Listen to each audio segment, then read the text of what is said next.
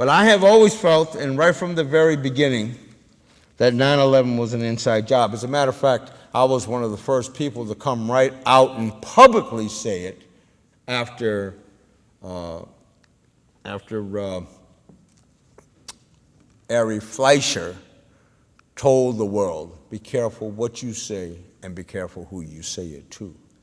At that point, I knew that what happened at 9/11 in those buildings and what was going on government level, because of my living inside of the belly of the beast all my life, I knew how the beast components think.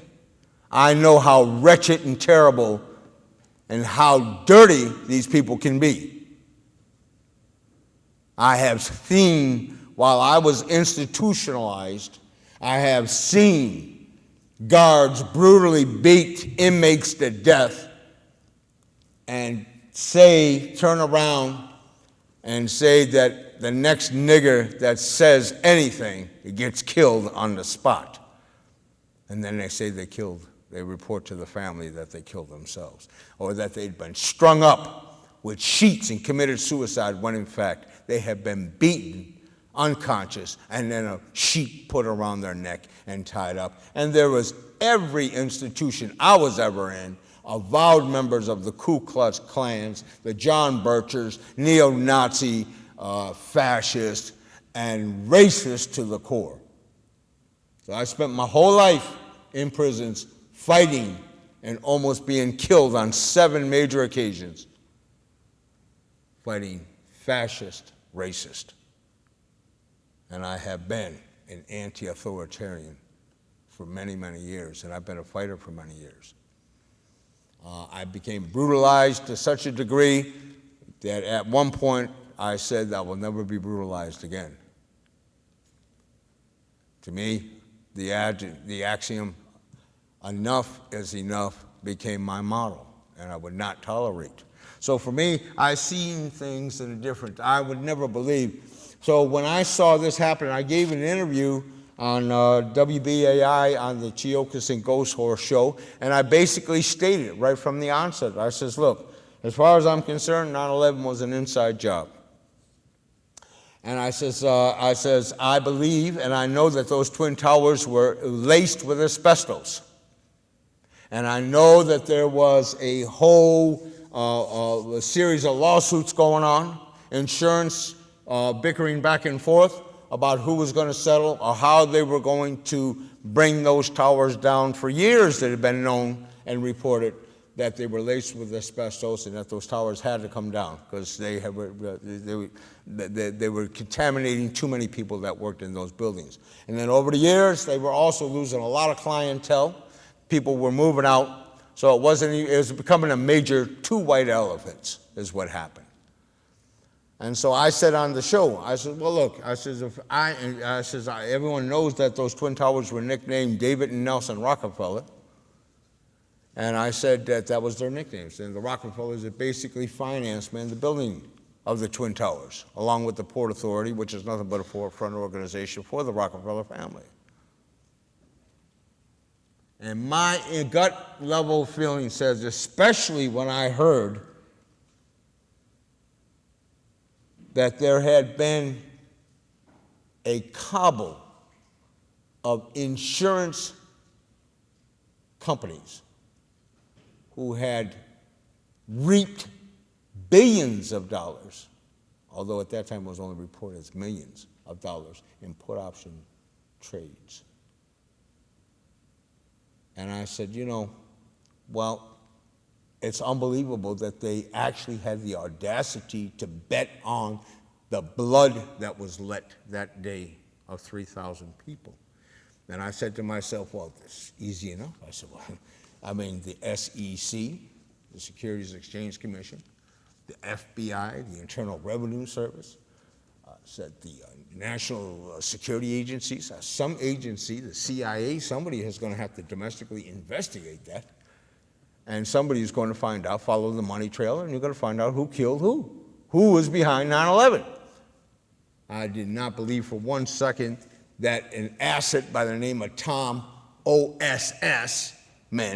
Tom Osman, which is the other name for Osama bin Laden, and OSS was the beginning of the CIA, founded by the Dulles brothers in the 1940s or the 1960s. And so you got Tim Osman saying that this guy from Afghanistan had plotted and planned with 19 Saudis and hit those towers and killed 3,000 people. And I never believed it for a second. I never believed that those were actual airlines that went down, that hit those towers. I believe that they were drone controlled from the very beginning. I believe that they were mounted with missiles and that those buildings were hit with missiles. But I also believed, and still believe, that if you followed the money far enough, that I believed right from the very beginning that the money would lead back to the Rockefellers and the Rothschild financial empires. And in my research, I have done that. I have found that. While I was looking, I started scanning the net, and it was just only so many years ago that I've really been able to go through the computers and learn how to use those nets, how to Google and do searching. But I've been searching for years and years and been going and checking out why hasn't there been a major investigation of Congress or the investigatory bodies, the intelligence bodies, that would be able to come out and say that the money trail leads of those who benefited billions of dollars from 9/11 leads to these people here. I found out in my reading, I came across an article that talked about a guy by the name of Bergman, Bill Bergman, who worked with the Chicago Board of Exchange, in Chicago, and he was investigating the corporations that benefited or that these put options were traded on. And then I found out that there was a list of 38 corporations that had benefited or that had traded prior to 9/11. And I'm not just talking about immediately prior to 9/11, but I'm talking about months in advance. Billions of dollars had been traded. So my first investigation, I found out, I was reading an article by Ian Mulgrew in the Vancouver Sun. And he was the first one that I saw, and he talks about a list of 38 corporations that the U.S. Securities Exchange Commission refused to release. And I wondered why this guy, Bill Bergman, who had the same list, who started tracking on this, Bill Bergman was fired from his job by the New York Federal Reserve. And I asked myself, well, why would they fire this guy for investigating? I found out that the NSA, who were originally investigating 100 U.S. citizens around 9/11, put option stock tradings, as well as non-citizens, as well as citizens from Canada and Japan and Germany. But they stopped their investigation because they says, well, we're not actually technically by law, we're not supposed to investigate Americans and we might get sued. When did any intelligence agency ever worried about getting sued before? When? That's the first I ever heard. And I said, somebody, my instinctive logic told me somebody is covering up. And in order to have these institutions to cover up these crimes of treason and mass murder, in order for them to do that, they would have to be somebody that controlled the U.S. government and governments of the world and utilize those governments as puppets for their financial empires. We would have to go right to the tip, right to the peak of the financial empires of the world. And the two financial empires of the world that I know of is the Rothschild and the Rockefeller financial empires. So, after reading Ian Mulgrew's article, he lists a bunch of the corporations that the Canadian SEC accidentally released. So they were trying to put a lid on that. They were trying to call it back. And they were saying it was against the law and you could get charged for having that list. Well, the next thing you know, at that point, I didn't even know how to download off the internet this article. So I hand wrote it. I hand wrote every corporation he had there. And then I came up with this list. Because the next day, Ian Mulgrew's article was taken off the internet, was taken off the archives. Of course, somehow it's all gotten back on. But the list of the 38 corporations that billions of dollars were traded on in put option stock goes as follows. We'll start out with American Corp, American Express, American International Group, AIG. Bear that one in mind. AXA SA, Bank of America, Bank of New York, Bank One Corp, Bear Stearns, bear that one in mind. Boeing, Carnival, Chubb, Cigna, Citigroup, bear that. Can Financial, Continental Air, L3 Communications, Lehman Brothers, bear that. Lockheed Martin, Lone Star Technologies, Tech LTV Corp, Delta Air, General Motors, Hercules, bear that. Marsh and McLellan, definitely bear that one, with AIG. MetLife, Morgan Stanley, Northwest, Progressive Corp, Raytheon, bear that one. Royal Caribbean, Royal Sun, Alliance, Southwest Airlines, United Airlines, U.S. Airways, Vornado, W.R. Grace, XL Capital, Merrill Lynch, and the Hartford Company. Now, after looking at that, I thought to myself, you know, I started going back to my thinking, I said, well, why did they fire this Bill Bergman? I was troubled by that. Who is suppressing? And I thought to myself, you know, when they fired him, it was the Federal Reserve that fired them. And I said, you know what, by this time I'm able to Google, right? I'm able to do some search on the computer. I'm becoming somewhat savvy. So I Googled in who owns the Federal Reserve. And all of a sudden I get this real nice chart. And so I know how to print them off. I go right to the printer and I look at it.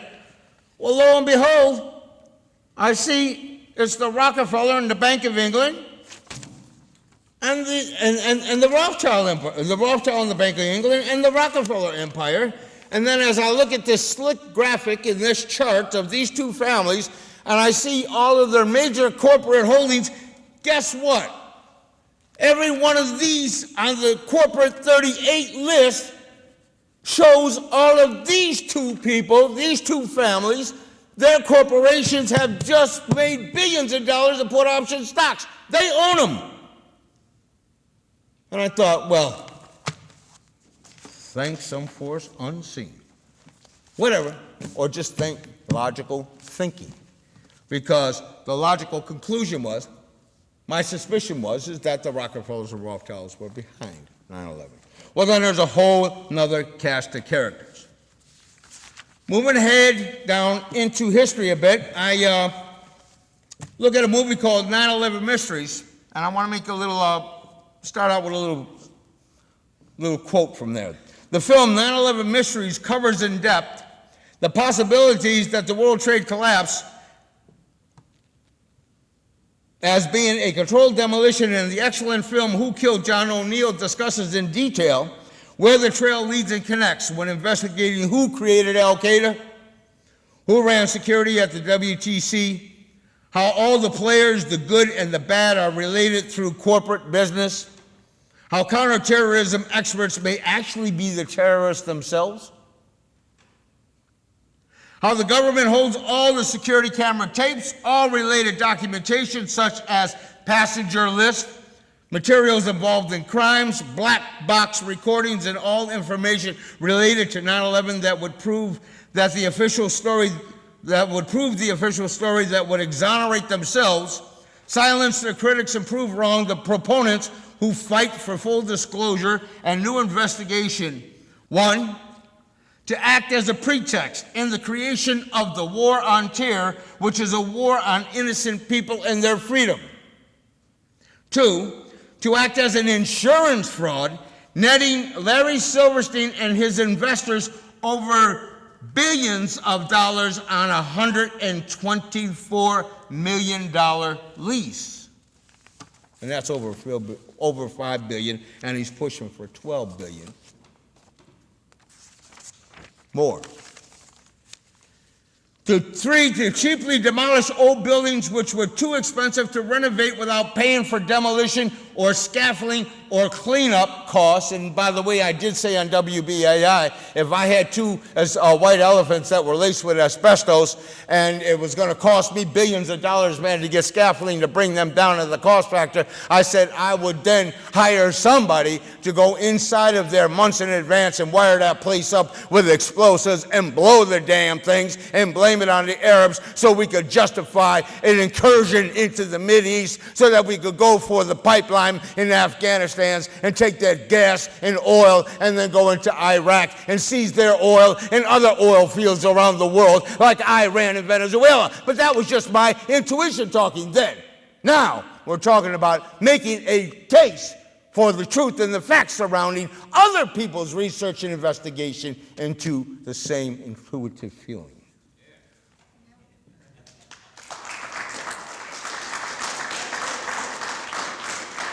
To earn money on several put option and stock manipulations based on knowledge of the events of that day.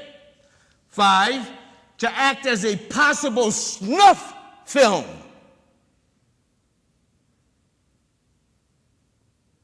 Which traumatized the public consciousness into a state of shock, whereby new repressive laws such as the Patriot Act could easily pass without scrutiny on the Hill.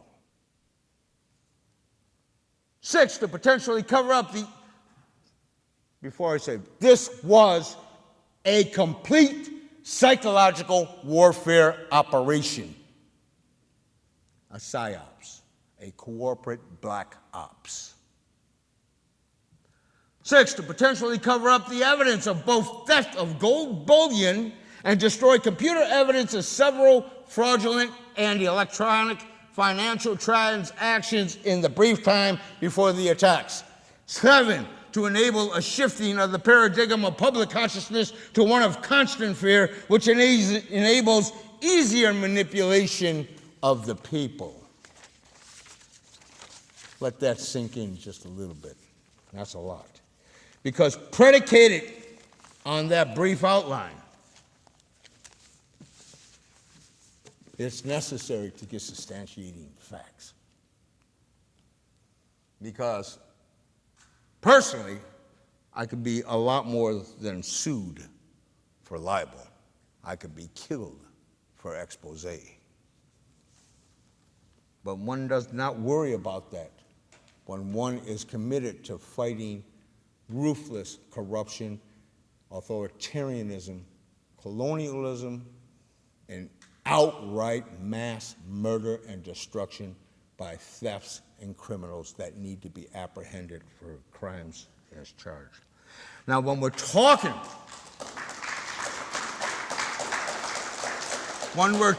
about this, I said, why aren't these agencies investigating and bringing criminal charges against these mass murderers?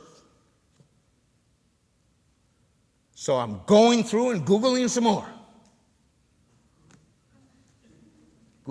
By the way, I was going to call this talk. I had this real fancy ideal in mind.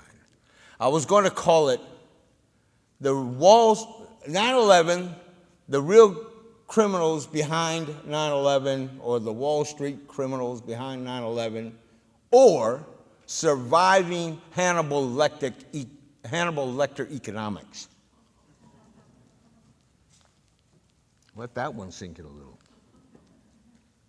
But while I was Googling, I came across, and I says, well, first of all, one of my political nemesis is none other than Rudy Giuliani. He and I got another little dance we do. When he ran for mayor for his second term as mayor, he ran up against, I forget her name right now, but her roommate that he was running up against in the second election, her roommate was Annette Rubinstein, and Annette Rubinstein had sponsored a party for me when I got out of prison, and so helped raise some money so I could, subsist and get some, rent paid in New York. And we raised about $1,300, and my attorneys were there, the civil rights attorney William Kunstler, and the former U.S. Attorney General of the United States, Ramsey Clark, who, by the way, writes the blurb in the back of my book, to the book. And any event, while he was while he was running against her, he had his people dig up some stuff on her. And what he did was he found an article in the Village Voice, a small article, that this woman her house had sponsored this wine and cheese for me when I got out. So the next thing you know, he exposes it to all the major papers, New York Times, the New York Daily News, and the papers got it worldwide, and the networks got it worldwide. And I was living over here in Surrey, BC, for a year while I was out there assisting those that were on trial, behind the Gustafson Lake standoff. And so while we were there, this guy named Alan came in from Broadcast One over here, News, and he came to interview me in Surrey because CBS from the States wanted CBC to come and interview me and ask me what I felt about being this, this topic of this second bid for mayor of New York. And I basically said at that time that anything Rudy Giuliani has to say should be very carefully looked at as propaganda for his self-serving interest. I said, Rudy Giuliani is the worst fascist pig you could possibly ever see and meet in your life. And as a matter of fact, pigs have more morals than he does. And I says, as far as I'm concerned, Rudy Giuliani can kiss my pretty Mohawk ass.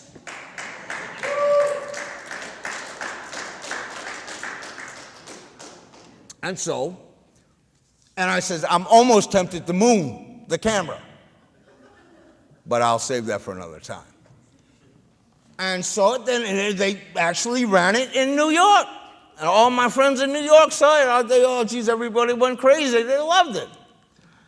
Well, I said, oh yeah. I said, but the last thing I'm going to say is that Rudy Giuliani, I said at that point, Rudy Giuliani had better watch it, because I am like a bloodhound on his trail for his involvement with other capitalist pigs for their involvement in 9/11. And I says, one day, this is going to come back to bite him in the ass. And so today, as well as my last talks, are definitely taking a nip at his butt. Now, and others are nipping at it too, because whether we know it or not, when we think we're out there alone, one of the very few researching and trying to dig up answers, all of that becomes inconsequential when you think about or we realize to ourselves, and you find out all of a sudden that there's 150 million web pages worldwide investigating 9/11. Man, that's a lot of people. Because there's probably 50 times that are reading the investigations from the sites. So what we're looking at, and we should never, ever feel like we're doing this in vain, is that we are all looking for answers to what our gut and our heart already knows is the final verdict, that it was an inside job. Our job is to prove it, and to prove it beyond a reasonable doubt, and to bring those criminals to justice. So I thought to myself, there must be other people doing this. And as I Googled, and I can't even remember what I Googled, but I came up with some research, grand jury hearings around 9/11. And I came up with some scholars for 9/11 Truth and Justice out of San Francisco. And then as I was going through, I was looking at it. It says biographical information on the 16 individuals cited by the San Diego Citizens Grand Jury as deserving further investigation for the charge of conspiracy to commit mass murder. Indictments, and of course, I zeroed right into that. That's like, okay. Guess who the first person on their list is? Rudy Giuliani. Mayor of New York between 1994, 12/31/2001, collaborating with Jerome Howard as his Director of Office Emergency Management between 1996 and 2000. Assistant U.S. District Attorney in the Southern District of New York, 1970 to 1975, collaborating with Jules Kroll, the founder of Kroll and Associates. Kroll Incorporated, Associate Attorney General of the United States, 1981 to 83, U.S. Attorney for the Southern District of New York, 1983-84, collaborating with Mike Cherkowski and Elliot Spitzer. Jerome Howard, Director of Mayor Rudy Giuliani's Office of Emergency Management between February 1996 and March 2000. I'm just going to skim through the people that they listed because I have other profiles I got to bring out, and this is like a little too lengthy, but the names that they give, and I'll just give their titles. Thomas Pickard, Acting Director of the FBI between June 25th and 2001, September 4th, 2001, Special Agent in the FBI's New York City office. Michael Cherkowski, various jobs in the Manhattan District's Attorney Office between 1978 and 94, Chief of Investigations into the crimes of the Bank of Credit and Commerce International and into the 1993 bombing of the World Trade Twin Towers. Various jobs at Kroll and Associates, remember Kroll. George W. Bush, President of the United States, 2001 to present, and possible dictator, that's my ad-libbing, till all hell breaks loose. Larry Silverstein, primary leaseholder of the Twin Towers and World Trade Center, Building 456 on 9/11/01, having taken official possession of the properties from the Port Authority of New York and New Jersey 7 weeks earlier. Developer and primary owner of the World Trade Building 7 on 9/11/01, linking him to Peter G. Peterson and Maurice Greenberg, recipients of insurance awards worth hundreds of millions of dollars from the WTC-7, or several billions of dollars, the Twin Towers, since 9/11/01. Interviewee who told the public broadcasting system documentary American Rebuilds of September 2002 that he and the New York Fire Department commander had jointly decided on about WTC-7 on 9/11/01 to pull it. Richard Cheney, Vice President of the United States, Donald Rumsfeld, U.S. Secretary of Defense 2001-2006, member of the Board of Directors of the Zurich-based ABB Corporation during time 1999. We'll get past him. Marvin Bush, member of the Board of Directors of Securicom, another firm entrusted with security for the Twin Towers as of 9/11/01, also entrusted with security for United Airlines and Washington, D.C.'s Dulles Airport as of 9/11/01 between 1996 and 2000. This, by the way, is George Bush's brother. Wirt Walker III, CEO of Securicom, later Stratesec, between 1999 and 2003. That's Bush's cousin. Richard Myers, acting chairman of the Joint Chiefs of Staff. Ralph Eberhard, commander of somehow ineffectual NORAD on 9/11/01. NORAD uses a network of ground-based radar sensors and firefighter jets to detect, intercept, and if necessary, engage any threat to the continent. Canadian Defense website, commander of Northern Command at Peterson Air Force Base in Colorado. Paul L. Bremer, this name you must remember, executive with the Marsh McLellan. Now you have to zero in on Marsh McLellan and AIG. 295 deaths in the South Tower.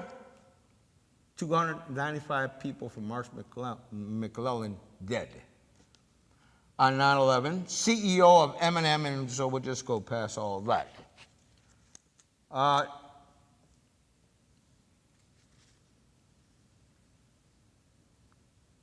He was the chairman of the U.S. Congress National Commission on Terrorism between 1999 and 2000, a period in which he, too, warned of catastrophic terrorism that could cause tens of thousands of casualties and cause the American people to be screaming for a response. For example, the example we use is Pearl Harbor, managing director of Kissinger Associates. Remember that, Kissinger Associates. Between 1989 2000 and U.S. ambassador at large for counterterrorism between 1986 and 1989. Peter G. Peterson, CEO of the Blackstone Group. Now, Blackstone is very prominent. Blackstone Group is the group that put out, along with Larry Silverstein's $14 million investment for the lease of the World Trade Center to the Port Authority, granted by Louis Eisenberg, as well as Frank Lowry, who owns the Westfield chain of businesses. Peterson was the head of Blackstone, along with Steven Schwartzman, both co-founders. Blackstone, I want you to remember, is equivalent with Blackwater, which is equivalent with Kroll Associates, which is equivalent with Henry Kissinger Associates. Because I'm trying to develop a case to expose the criminal cabal, along with AIG, which is Maurice Greenberg. Peterson, CEO of the Blackstone Group, one of 3 leaseholders along with the Bank of America. Remember that on the list of 38? I'm constantly going to bring you back to the list of 38. Every time I name a corporation, I might just say 38. And you'll know what I mean. These bastards. Along with the Bank of America Securities and General Motors Acceptance Corporation of the World Trade Center Building number 7 on 9/11/01, thus sharing an unquestioning receipt of $861 million in insurance payments for the demolished WTC-7, February 2002. Also the chairman of the Federal Reserve Bank of New York and the Council on Foreign Relations. on 9/11/01. The Blackstone Group, an investor in Kroll Inc. Now, Kroll Inc. was bought up eventually by AIG, Maurice Greenberg. Kroll Inc. was also headed by Jerome Howard. Jerome Howard was Giuliani's main man. He's the one that also ran the Office of Emergency Management. Jerome Howard was the first one that reported to Dan Rather on the news that right after the attacks happened, that obviously this had the fingerprints of Osama bin Laden. Jerome Howard is also the same person that hired John O'Neill the day that he was killed at 9/11, and he sent him to his death because John O'Neill was tracking on Al-Qaeda, and John O'Neill knew that Al-Qaeda was nothing but assets for the CIA, and that Al-Qaeda was nothing but assets for the Pakistani ISI, and John O'Neill knew that there was something going down, and somebody was getting about ready to create a catastrophe, and they had to get rid of him. And they did get rid of him, and you can see that in an excellent documentary called Who Killed John O'Neill. You want to Google it and get and see that it is a must. And an investment of the American International Group insurance firm receiving $150 million or a 7% stake from AIG in 1998. AIG, then headed by Maurice Greenberg. By the way, AIG, everyone knows, is one of the major recipients of the so-called bailout, which I call the bull you-know-what. $700 million, $700 billion. AIG is one of the major recipients. And what I'm also trying to establish in naming all these corporations, that all the same beneficiaries of the 9/11 put option stocks to the tune of billions of dollars are the same bastards that are milking the U.S. government for every nickel and dime they can get out of the U.S. Treasury.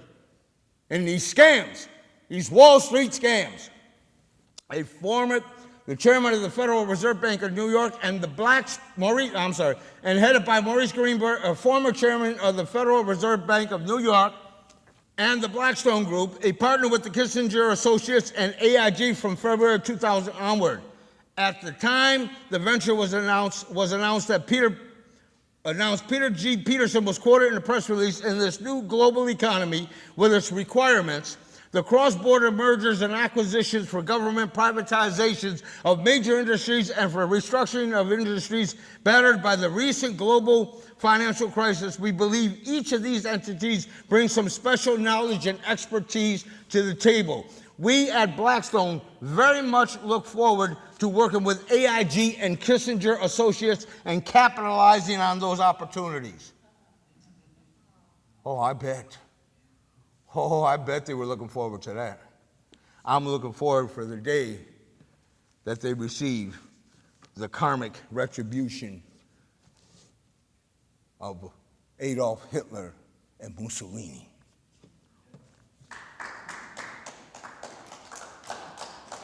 Oh man, I hope there's a little better response than that. Look, I don't believe in the death penalty, but I'll tell you what, I wouldn't care if somebody snuffed those dudes, point blank. Because believe me, where we're heading right now, there's going to be revolutionary justice somewhere. The people aren't going to take this shit for much longer. You can believe that. Because they ain't got nothing, man, to hold on to anymore. This economy is collapsing, and when you got hungry stomachs, and you got everybody living out in the street because of BS subprime, the predatory lending scandals that are going down, and billions of dollars going to Wall Street, and peanuts going to the people on the street, you can believe that dialectic is about to bust. It's going to bust. It's going to bust. It can't sustain itself. And you know what? It's also being manufactured. Because they want it to bust. Because ultimately, they have a plan. The Rockefellers and the Rothschilds, they got a plan to depopulate the world by 4 billion people.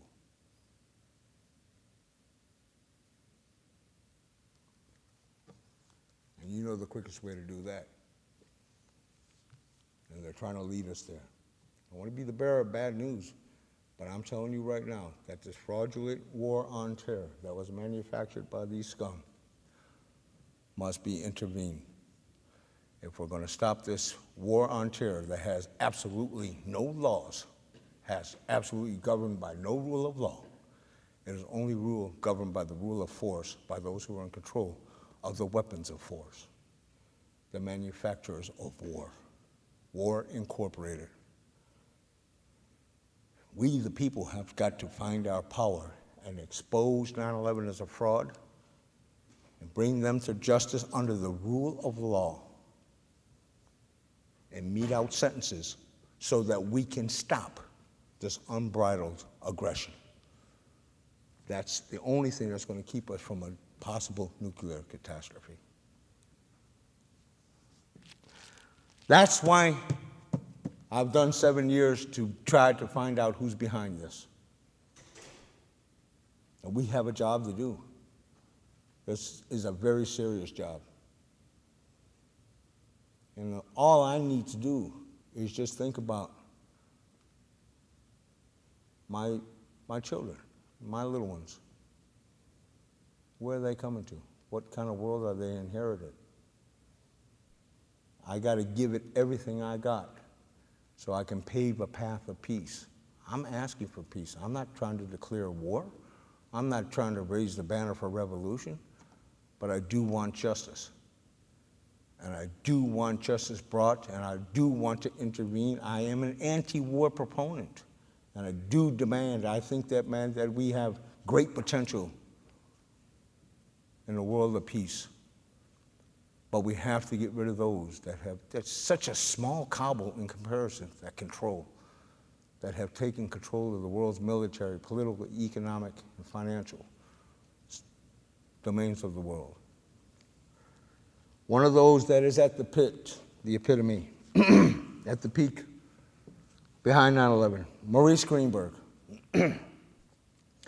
Maurice Greenberg of AIG, CEO, the leading U.S.-based international insurance organization and the largest underwriter of commercial and industrial insurance in the United States.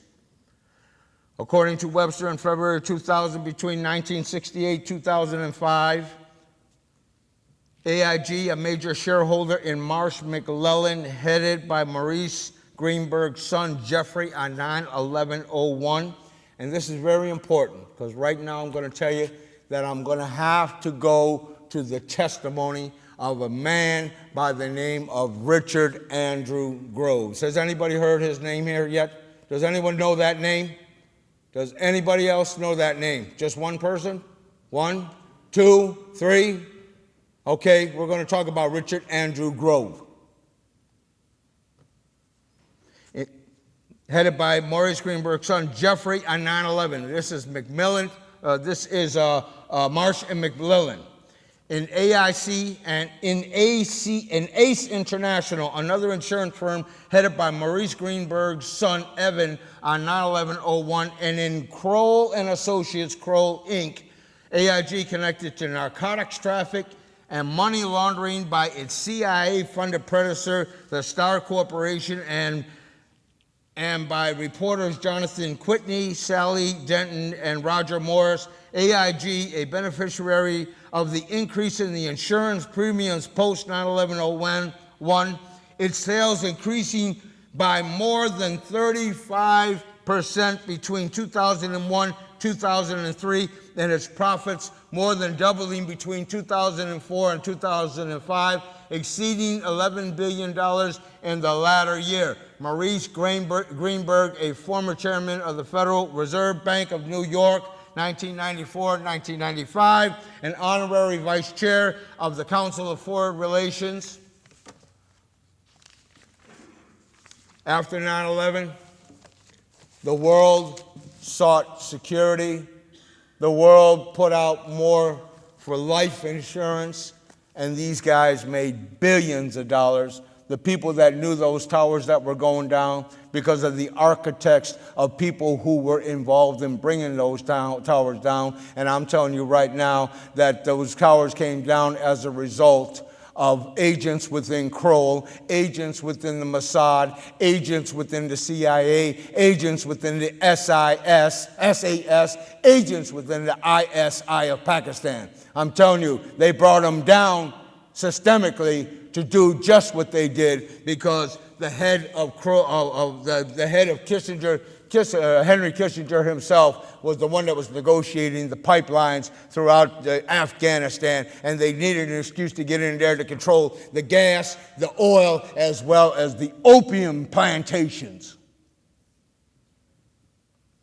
We've got Canadians dying today, gung-ho, by the hundreds, protecting thieves and drug dealers, protecting the opium crops.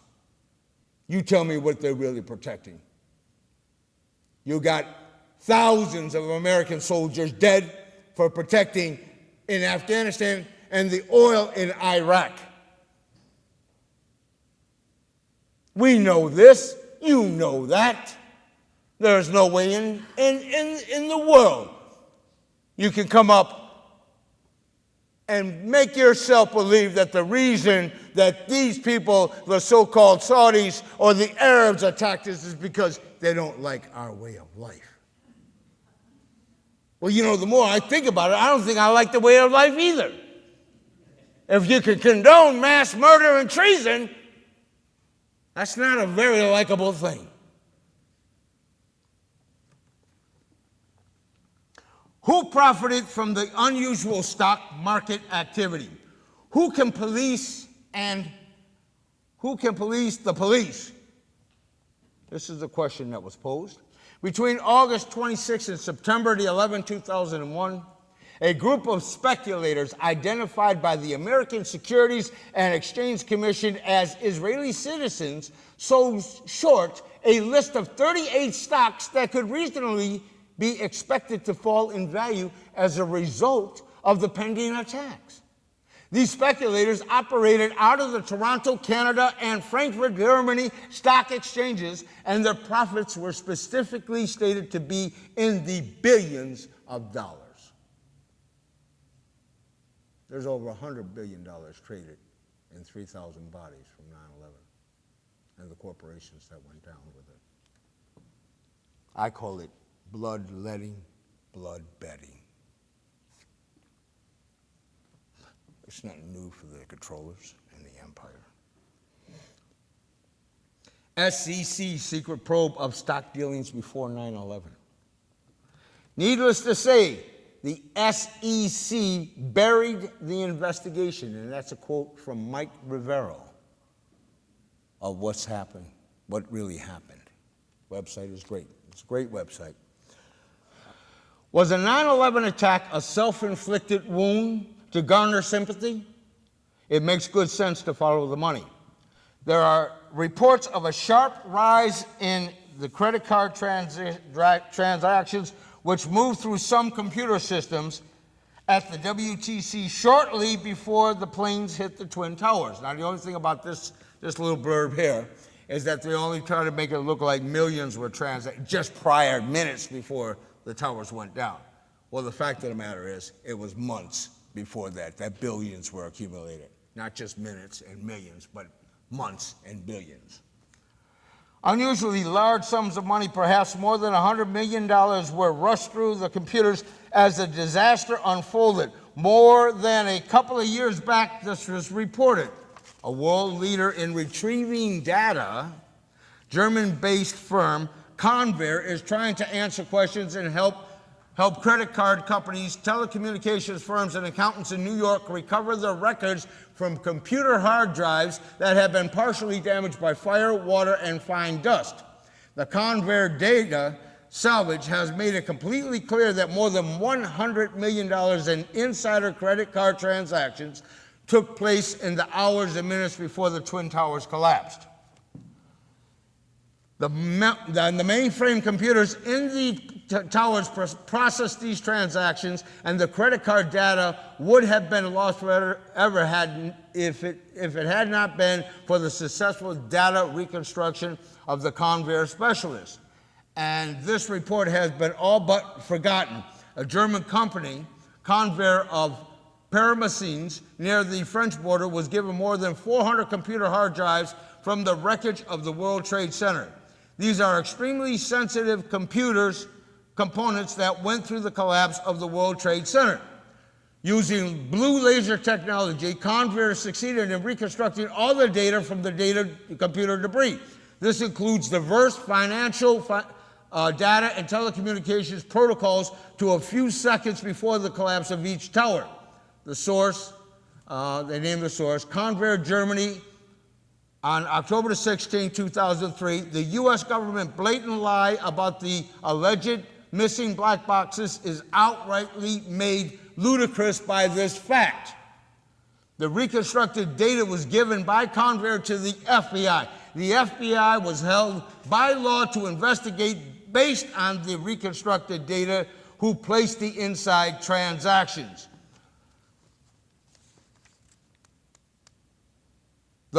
That data from Convair was bought up by Kroll Inc. And Kroll Inc. was bought up by Maurice Greenberg, who was trying to hide his major involvement behind the put option stock tradings on 9/11. Now, there is a guy by the name of Richard Andrew Grove, but there's also, I want to get back here for a second, I want to backtrack here and get another critique. Now sometimes it's very important to critique these profiles of these individuals and these organizations.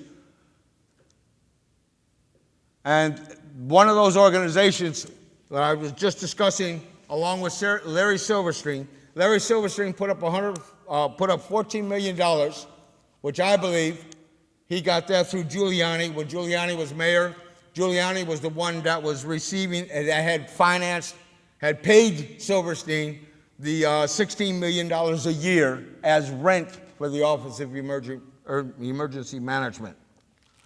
Now, the Blackstone Group put up $111 million for the World Trade Center leases. The Blackstone Group is basically owned by the Rothschild family.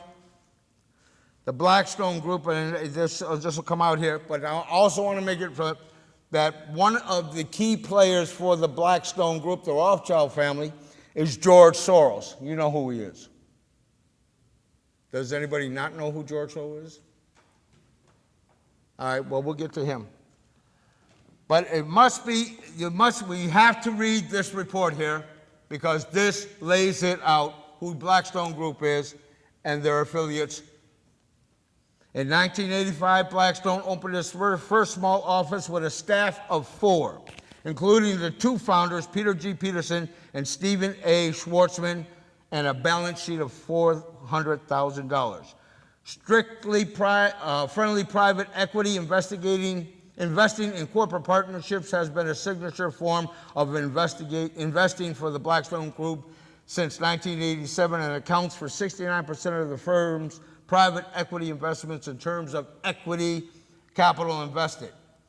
The firm invested side by side with 32 corporations and their management teams, has invested over $3.5 billion in such partnerships with a total transaction value more than $40 billion.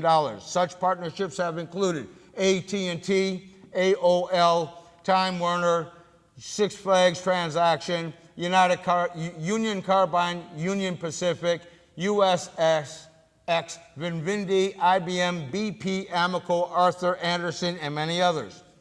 Blackstone Group and 7 World Trade Center. Blackstone Group Real Estate Advisors, the global real estate investment and management arm of the Blackstone Group, LP, announced today that it had purchased from Teachers Insurance and Annuity Association the participating mortgage secured by 7 World Trade Center, a commercial office complex controlled by real estate developer Larry Silverstein. But before the building can rise further than a substation, Major financing issues have to be resolved by Larry Silverstein, who controls the long-term lease on 7 World Trade Center as well as the World Trade Center complex.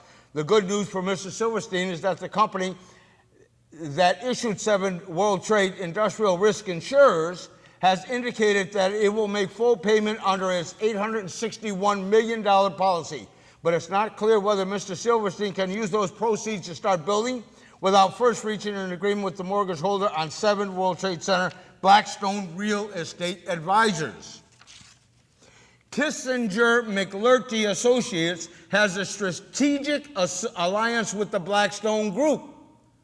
The Blackstone Group describes their relationship thus: Blackstone Alliance with the Kissinger McLarty Associates is designed to help provide financial advisory services to corporations seeking high-level strategic advice. The relationship was announced in 2000 and recently completed its first strategic advisory assignment on behalf of a New York State, Securities Exchange listed company. In fact, the alliance also incorporates Maurice Greenberg's American International Group as per this press release on February 21st, 2000. American International Group, AIG, the Blackstone Group, LP, and Kissinger Associates, Inc. announced the establishment of a new venture to provide financial advisory services to corporations seeking high-level independent strategic advice. The venture will operate globally and will take advantage of the existing relationships between the partners. AIG has an ownership interest in Blackstone, and it is an investor in several of Blackstone's private equity funds. AIG and Blackstone have a joint venture specializing in restructuring and M&A, which is mergers and acquisitions, advisory services in selected Asian countries. Henry Kissinger chairs both AIG's International Advisory Board and the advisory boards of several AIG-sponsored infrastructure funds. The AIG Blackstone Kissinger Associates Ventures recently completed its first advisory assignment on behalf of a New York State Stock Exchange-listed U.S. company. Indeed, in 1998, American International Group, AIG, acquired a 7% non-voting interest in the Blackstone Group for $150 million and committed to invest $1.2 billion in future Blackstone-sponsored funds, and Maurice Greenberg sits on Blackstone's domestic advisory board. When the Enron executives started dumping stock and the warning signs that Enron was in deep trouble where everyone except on the evening news, Winkleker and Rubin called Peter Fisher, the current Undersecretary of the Treasury, to determine the practicality of artificially supporting Enron's credit rating in order to enable Enron to borrow enough money to stave off bankruptcy. Fisher, a former New York Fed governor, called his former boss, Peter G. Peterson, the New York State Fed chairman and the current chairman on the Council on Foreign Relations. Peterson was also a top Enron financial advisor through his own company, the Blackstone Group. Peterson was also against the ideal of artificially supporting a phony credit rating for Enron. Now, what I've just done here is shown that there is a tie between Blackstone Group, which is Peter Peterson, which was on the list, the San Diego crew, people, the citizens jury have put. So we tie Peterson with Maurice Greenberg of AIG, who, of course, when those buildings went down, they made billions of dollars in the insurance bonanza. But more than that, I'm going to just subtitle. I'm not going to read any of Richard. I'm going to syntax. I'm going to basically tell you what Richard Andrew Grove, who he is, and what he says. Richard Andrew Groves was a computer specialist and one of his, and I forget the name of the company at the moment, but he helped develop for Marsh and McLellan and Jeffrey Greenberg, who was Hank Greenberg's son, Maurice Hank Greenberg's son, who was the CEO of Marsh and McLellan. He says that he helped develop a backdoor system that would allow Marsh and McLellan to commit fraud on hundreds of thousands of people in their insurance companies, and allow them to make billions of dollars in insurance scams. He also said that his company was responsible for running the monies of the laundered monies from these corporations that went into Swiss accounts and accounts worldwide that made billions of dollars for AIG, Maurice Hank Greenberg, for Peter Peterson, and for Jeffrey Greenberg. He said that on the morning after he had realized that these people were skimming and scamming to the tunes of billions of dollars, and he realized that the money that was being channeled through this back door, through the software that he had put into the computer systems, was going for blood betting.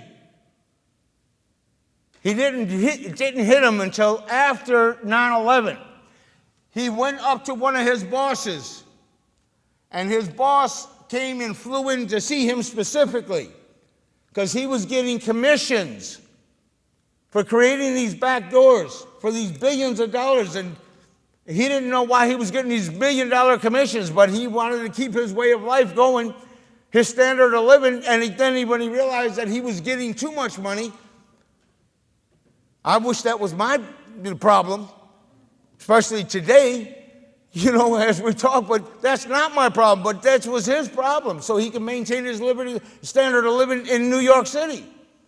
But when his boss came, and he told him that he thought that there was something scandalous going down by Maurice and Jeffrey Greenberg, his boss fired him, told him to turn in all of his documents.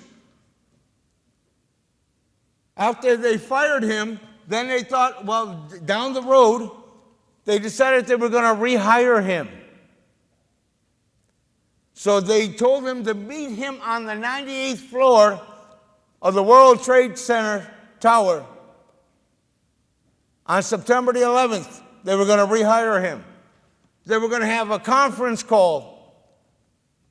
280, when he got there, when he was driving to go to the conference call to get his job back, he got stuck in traffic, and it caused him to be a half an hour late. As he was sitting in traffic, he sees that the plane hits the 98th floor in the office where he was supposed to turn in all the documents about the scandals and the schemes going down by AIG and Marsh and McLellan.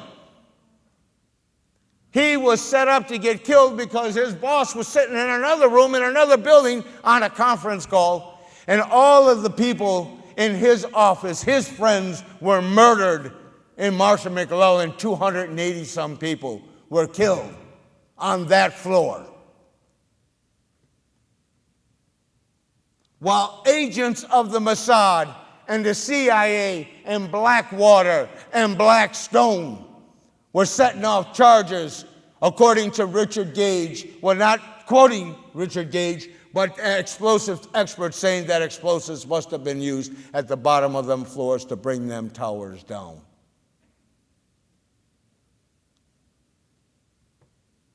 We've been hoodwinked in the worst possible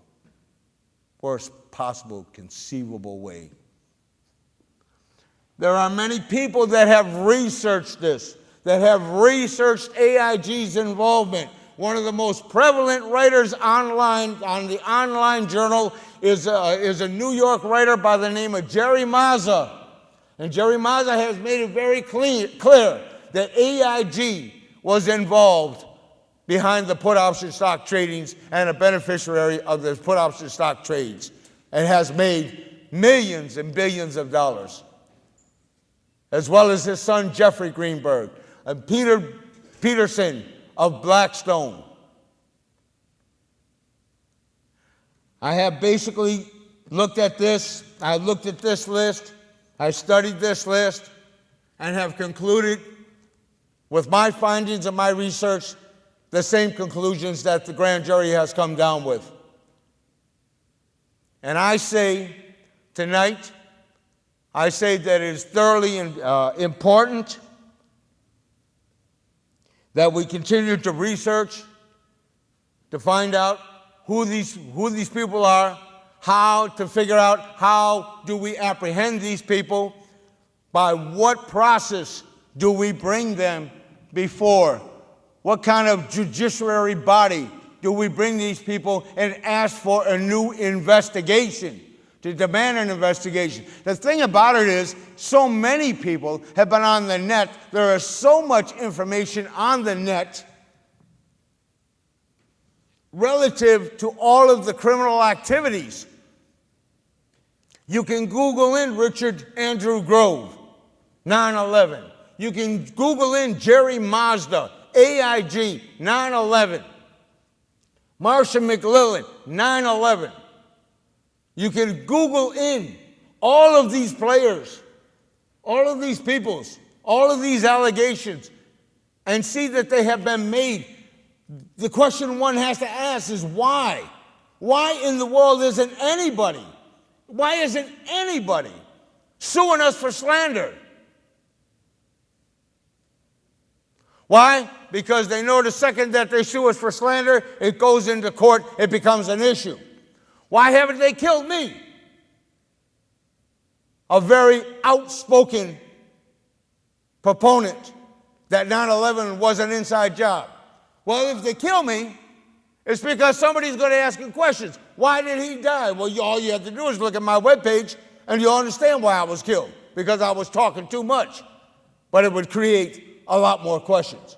And I don't think they really care about how many people they kill, because they will continue to kill and kill and kill for profit, to maintain control.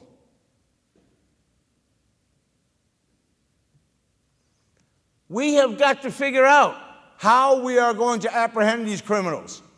Are we going to create a war crimes tribunal? We can't ask any government agency to investigate itself, because no matter how you look at it, there's thousands of players, both in the political, military, industrial, corporate structure, that are all involved in what happened in 9/11. The greatest conspiracy theory around 9/11 is that 19 Saudis did it with barely any knowledge or knowledge of how to fly a plane, committed the impossible.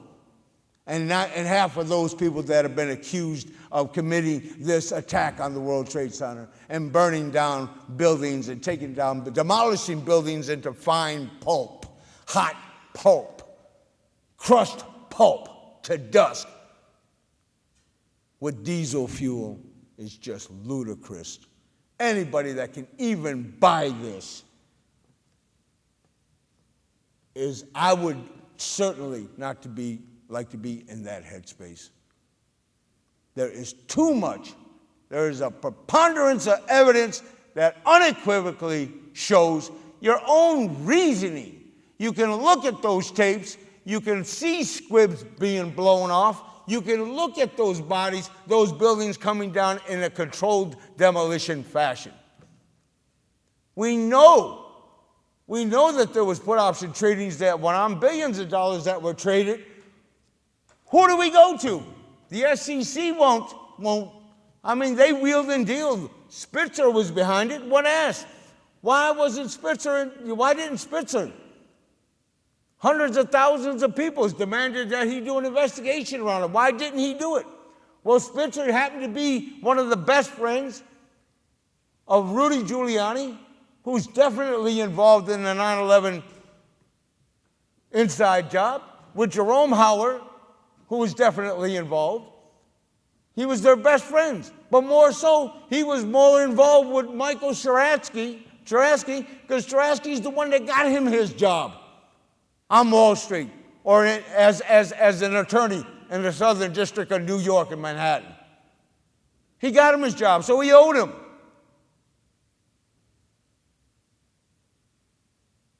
Who do we demand?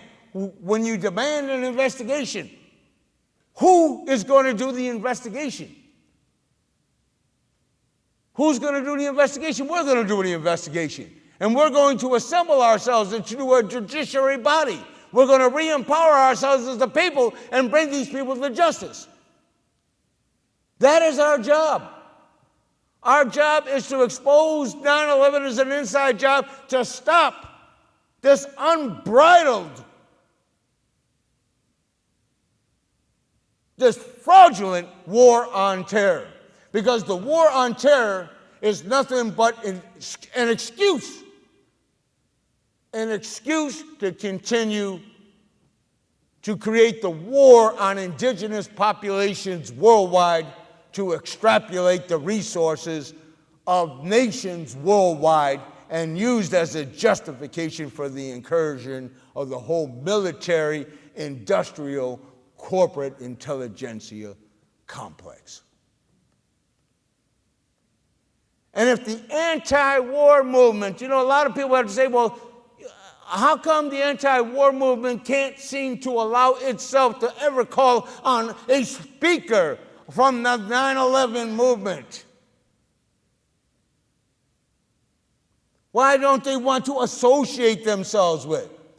Why? Because people have gotten so shell-shocked. They've become so shell-shocked of being possibly called a conspiratorial kook. Or, better yet, when you mention the fact that it's a known fact that the Mossad was involved in this operation, then all of a sudden, as you say Mossad, all of a sudden you're anti-Semitic. And when the left hears these words, they don't want to be associated with anybody that might make them look politically incorrect. Well, let me tell you something. It is the 9/11 Truth Movement, by exposing the criminal cabal that committed this mass murder and treason, that will hopefully bring these criminals to justice, including the Kissingers, the Greenbergs, the George Soros, the Rothschilds and the Rockefellers, to bring apprehend these people, to bring them to justice. It is the 9/11 Truth Movement that stands the real possibility to expose this as an inside job, to create the vehicle for intervening on this war, endless wars of aggressions, or the theater of wars that was talked about in the Project for a New American Century, who called for a new catastrophic catalyzing event like a new Pearl Harbor.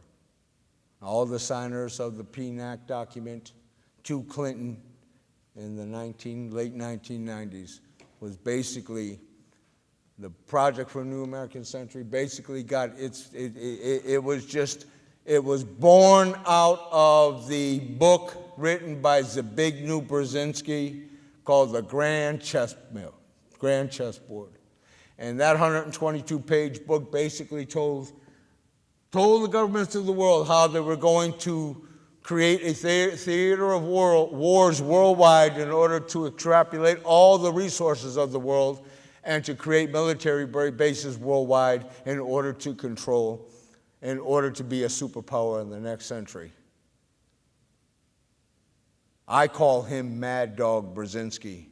And Mad Dog Brzezinski just happens to be Obama, Barack Obama's foreign advisor. And many of the people on Barack Obama's list today are some very, very questionable characters that are all As a matter of fact, Barack Obama and everybody that ran for this presidential election, everyone was financed by every single corporation on this list. Their finances. Same people that brought you the put option stock tradings, the corporations that trade it, are the same people that are bringing you this current financial 9/11 called the bailouts. These are all the same people that control. We're running headlong into a very terrible situation. If they eradicate the rule of law, what does that leave us? What do we have if there is no law? What do we have? What's left? I mean, I can go with democratic processes that resembles that of the guy on the go with the great law. It's a good way of social interacting. It's been good for us as a people. But they've got laws that protect the interests of corporations. And corporations and the U.S. government and the military recognize no law today. The rules are changing. The game is changing. There seems to be an implosion, a social implosion going on. Where do we fit within that? Where do we fit as brothers and sisters, friends and allies in this movement? Where do we fit? You look around now. How long will you have your jobs? How long will you, when will the monetary system totally collapse, implode of itself? What do you do when you got no work, when you got no money? What do you do when they start fortifying the streets, man, with military presence, when they do away with documents, laws, posse comitatus, and they allow the military to saturate the streets?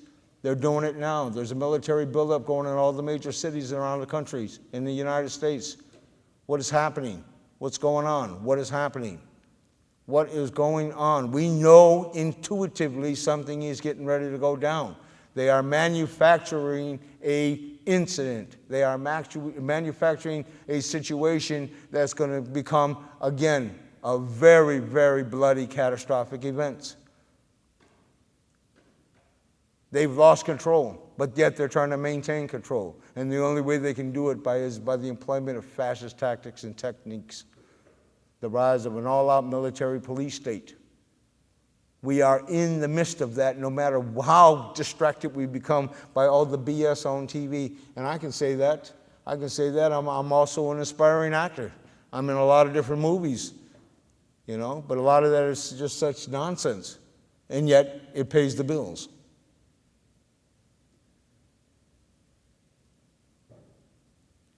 We've got to figure out how we're going to apprehend these criminals.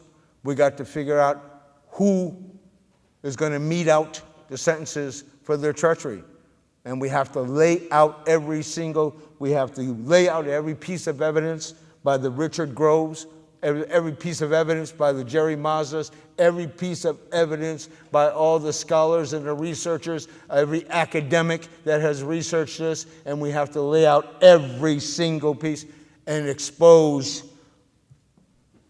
the Bush-Cheney Reichstag of America. 9/11 was the Bush-Cheney and the Wall Street Gang Reichstag.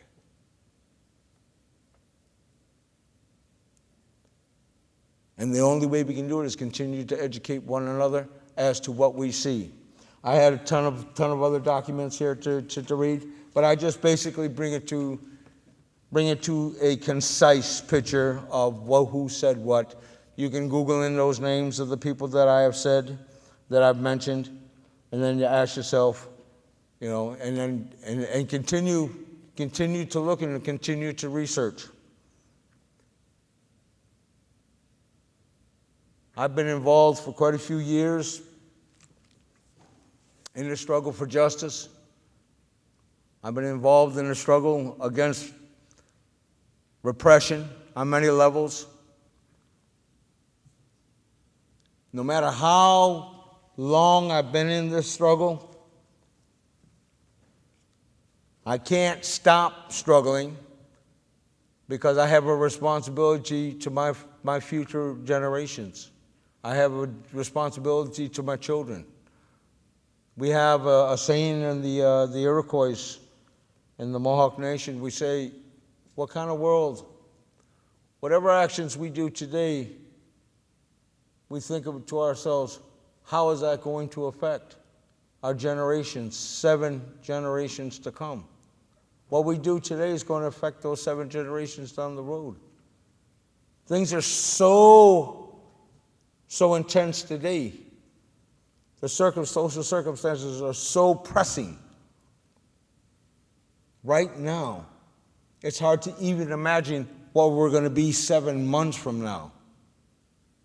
No matter how intense it's getting, the one thing I do believe, and I thoroughly believe, that we as a people will get through this, that we will figure out how to apprehend those criminals and bring them to justice, that the world will demand it, and that the movements of the world will unite and come to our senses and quit fooling ourselves. We will demand justice.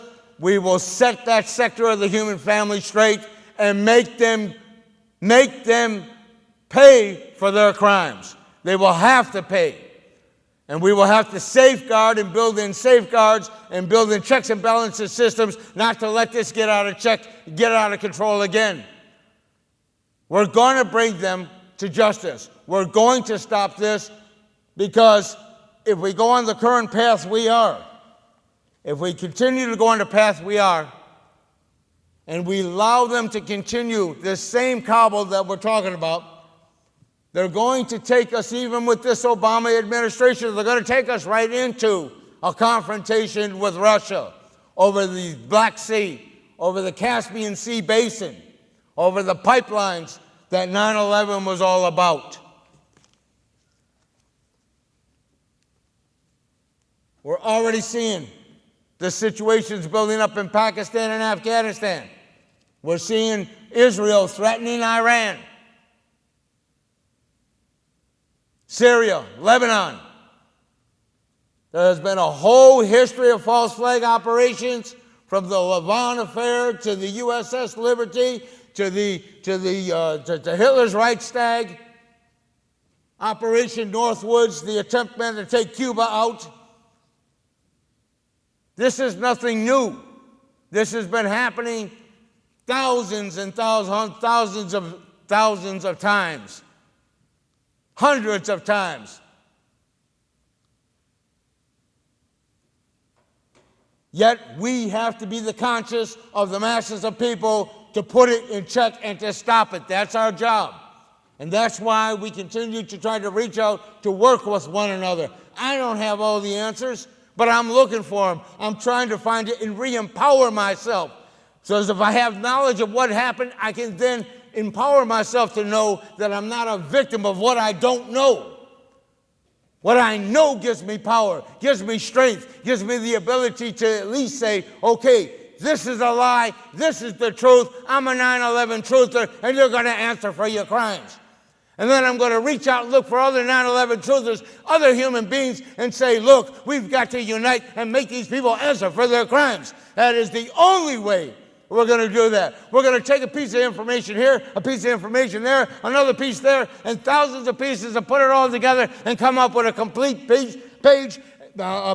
And when that picture is complete, we're going to say, this is who you are, and we are going to now let you know you're being served notice. Your time has expired.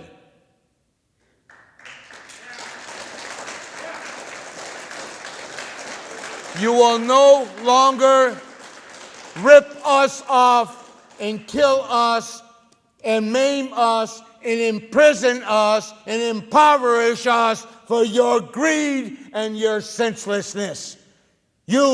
Your reign has come to an end. You will answer to the people, because the people of the world are the true governments of the nations. We are the power.